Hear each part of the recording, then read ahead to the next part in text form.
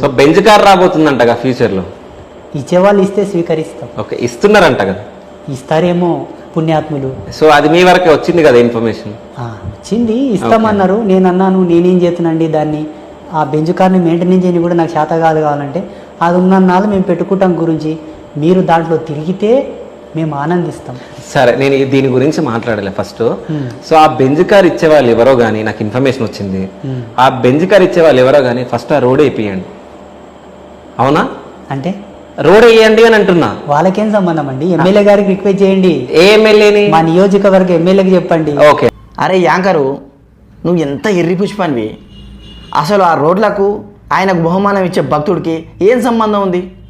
ఆయన సొంతంగా సంపాదించుకోవచ్చు. ఎన్ఆర్ఐ ఉండొచ్చు, సాఫ్ట్వేర్ ఉద్యోగం ఉండొచ్చు, లేదా పెద్ద బిజినెస్ మ్యాన్ ఉండొచ్చు. ఆయన సంపాదించుకొని ట్యాక్సులు కట్టి ఆయనను ఆరాధించే స్వామీజీకి బహుమానంగా ఒక కారు ఇస్తా అంటే నువ్వేదో సొసైటీని ఉద్ధరించినట్టు కెమెరా దిక్కు చూసుకుంటా రోడ్లు వేయించవచ్చు అంటే ఎవడి బాబానే ఇస్తారా? ఓట్లు అడుగున్నారు కదా ఎమ్మెల్యే, ఆ ఎమ్మెల్యేని అడుగు. నువ్వు మరి యాంకర్వా జర్నలిస్ట్వా, వెళ్ళి రేపు పోయి ఆ ఎమ్మెల్యేని అడుగు, లేదా రాష్ట్ర ముఖ్యమంత్రిని అడుగు, లేదా ప్రధానమంత్రిని అడుగు. అవులేగాని లెక్క ఆ భక్తుడికి నువ్వు చెప్పడం ఏంద్రా?